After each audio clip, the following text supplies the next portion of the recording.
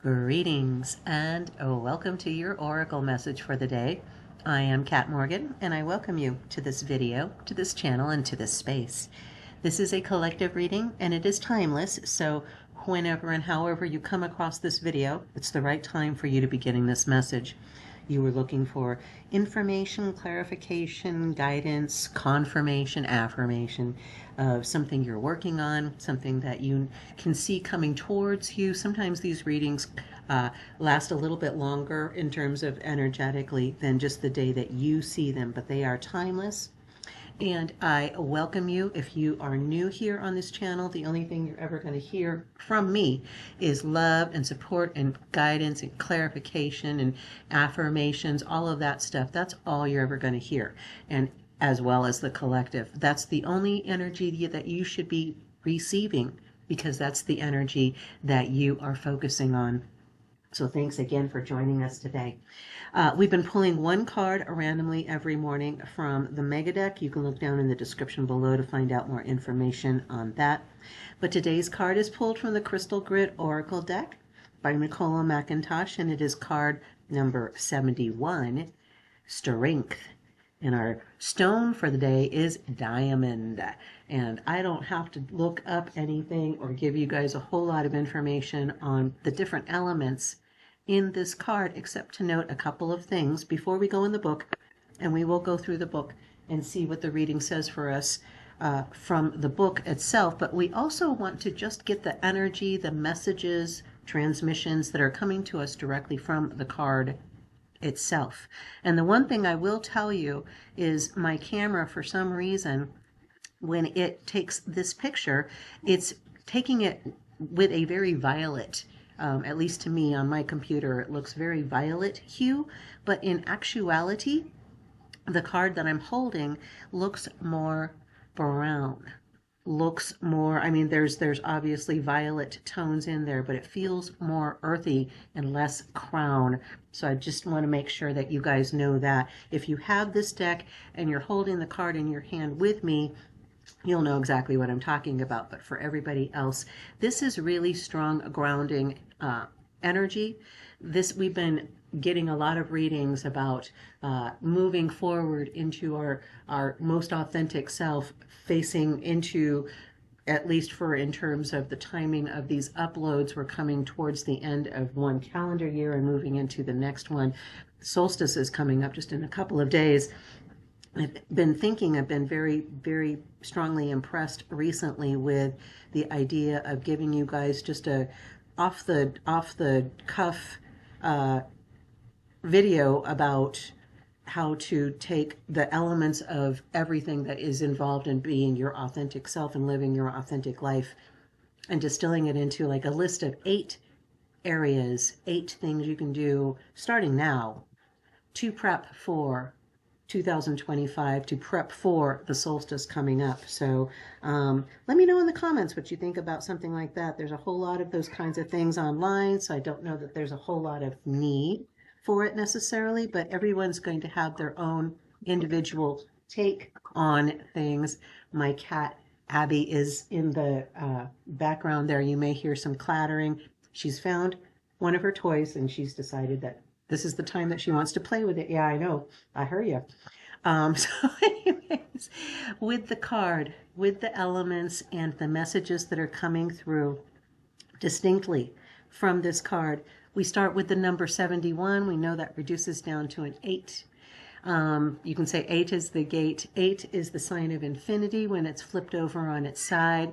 So when we get the number 8, it has very strong energy of being timeless, of not having any limits, of not being defined, really, as well as with the word strength and the representation of diamonds. We know that diamonds are created from being put under pressure, carbon under pressure. We are carbon beings for the most part. With all of the things that we have, the elements that our bodies are made of physically, but we are carbon based. Our DNA is carbon based.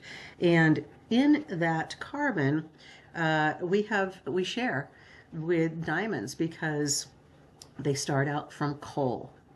And you're not imagining things when you're looking at this picture. I actually had to look at because I wanted to make sure that I hadn't accidentally done something to damage the card with water or something, right? So I looked in the book to see what the picture looked like in the book, and it's the same thing, even with the colors. So you're seeing like water damage, but I don't think it's water damage. I think it's this grid coming through the coal, I get strong lotus energy with this. So again, still very strong crown, even, not including the color part, but very strong energy where we are connecting earth and the heavens. We've got the arrows coming into the grid from the bottom that are much more easy to see than the ones coming down from the cosmic realms, from the heavens, from source, from the universe. But I get lotus energy with this, where the lotus blossom comes up out of the muck and the mire. But also it'll be interesting to see. I haven't looked in the book yet to see what the reading says for us, or why this grid is coming through this image of some kind of water something. I don't know. Very interesting. We'll have to see. But in terms of just the overall energy, as I said, obviously with the idea of strength coming through diamonds, and we know that we are carbon-based, we know that the more pressure that we are put under, the stronger we have to become. We don't have any choice. We can get stronger, or we can fold. And sometimes there's times where we have to do some discernment and determine, is this something that we need to continue to try to stay strong in? Or is this something that we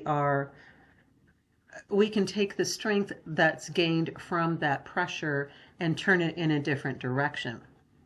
So let's take a look in the book. I'm just curious to see what the reading says for us in terms of the book. So with diamond in this grid, we have rose quartz and then regular quartz. And our keywords are strength, shining, and influence. Interesting. All right, let's see what it says. Diamonds are created under extreme temperature and pressure. As the exact conditions needed to form diamonds have not occurred in our lifetime, the age in which a diamond was created was millions of years ago. They are not made from coal as first thought. Okay, so that's good to know for me. They are not made from coal as first thought, but from carbon itself. Diamonds have forever been seen as the gift of long-lasting love, as they are virtually unbreakable. They are incredibly hard and strong, and thus are used to cut all other gemstones. They are a symbol of strength and endurance, and because of their stunning refractive qualities when cut, they also allow you to shine through adversity. Shine in the glory of knowing how strong you have become, or how strong you need to be at this time. Strength can come from many sources. It can be gained from wisdom through dealing with pressure and adversity over your lifetime, or from having family and friends in your corner when you need them. Strength comes from following what makes your heart sing. So find what brings your greatest strength from within and use it to your advantage. No one can stand in your way when you lead from internal power. The radiance from a beautifully cut diamond is something to behold. The way the light refracts perfectly, pulling your gaze to its magnificence. Beauty is in the eye of the beholder, and you are beautiful because of what you have gone through, just as diamonds did in their formation. Some people love diamonds with flaws, as they view the flaws as adding to a diamond's luster. Other people prefer absolute perfection, but this mainly indicates a true reflection of the person who is looking into the diamond. You often look for that which is similar to yourself, so understand that If you're seeking perfection, you may be striving for perfection within yourself to start with. However, if you seek diamonds with flaws, you can relate because you love your flaws as they make you uniquely you. In our exercise for the day, take some time to record what you think of as your strengths and weaknesses. Look at what you perceive to be your flaws.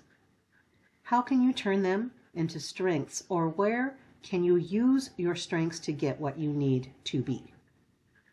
If you know what your strengths and weaknesses are, you can change course or tactics in situations, or you can strengthen the areas that need some work. This allows you to become multifaceted in many areas. Wow, what a beautiful message. And it's just so funny because wasn't I just talking about, I was just talking about diamonds in a previous reading, and about facets and or gemstones, and how we're all that kind of stone with those kinds of facets, and how each time we go to a different facet, we're just going to a different aspect of ourselves. Yes, I've been saying that. Cracks me up every time that happens. It's so funny. Your radiance is a beautiful thing to behold. The way that the light refracts from you perfectly is just pulling our gaze to your magnificence. You are beautiful. You are strong. You are endurant. You are an amazing creation to behold, and your light, your brilliance is illuminating. Yes, indeed, it's illuminating your path for yourself, as well as helping others find how to illuminate their own paths. We don't have to be gatekeepers. We don't have to be, the people that are breaking the path necessarily, although do understand that even though we are all unique beings, we are all unique creations. There is nothing that is the same about any one person to another, even twins, even maternal twins that are created from one single little egg and one little single spermie. Even those kiddos that are those kinds of twins have differences. They have different ways of looking at things. They may share like 99% of the stuff that they are going through, but they're going to have unique takes on them because those brains are not firing in identical sequences. And how our brains are firing is how we are telling ourselves how to view the world. So the other thing that I wanted to point out with diamonds in terms of their practical applications in our world and how we can use that as a correlative parallel to how we can live internally is to simply remind ourselves, when you remember the old, if you have that kind of memory, the phonographs. I've still got a turntable. I've still got vinyl. That's not a thing that's outside of anybody's experience at this point, even if you're a youngster listening to these videos. For those of you that aren't familiar with those, but the arm that comes out, there's a little needle that connects with the vinyl record, and those vibrations coming through that needle are what tell it what sounds to have from the vinyl record. There's many different gems that have been used in those needles, and over time they all wear out, but a common needle, that material that people will often find with those turntables, are rubies and emeralds, sapphire. You'll see a lot of those as well, and they're just tiny little chips. But the best needle, the best phonograph needle to ever have, and obviously the most expensive, but they never wore out. They didn't mess up your vinyl record, so they were always the best ones to try to get, if you could afford them, were diamond needles. The stronger your clarity is in who you are, the more firm you are in your convictions of who you are supposed to be and who you are becoming, who you are presenting yourself to be in our reality, the clearer you are in that picture when you are living from that space of integrity. That's your strength. That's where you shine, just like a diamond, clearly. That's where you transmit divine wisdom, revelations coming to you directly. The clearer you are standing in your integrity, the clearer those messages come to you and through you to others, just like a diamond needle on a phonograph. So that's our reading for the day. I do hope it resonated and blessed you. Feel free to leave any comments if you want to do that. Take what resonates as always and let everything else pass, as we are doing with our lives in general, where we are assessing things that come into our lives. They either are a good fit or they're not. And if they are not, we let them go, just like clouds going across the sky. We don't have to have an opinion on everything. We can simply just let things pass out of our experience and focus on the things that we know are the right things to be focusing on for ourselves. We are expanding our minds. We are taking care of our bodies. We are addressing all of those aspects of our lives because that's just who we are. We are all diamonds. So your brilliance is awesome. I am in awe of it. It is awesome. You are awesome. I love you. Have the most amazing, fantastic day. Namaste and ciao for now.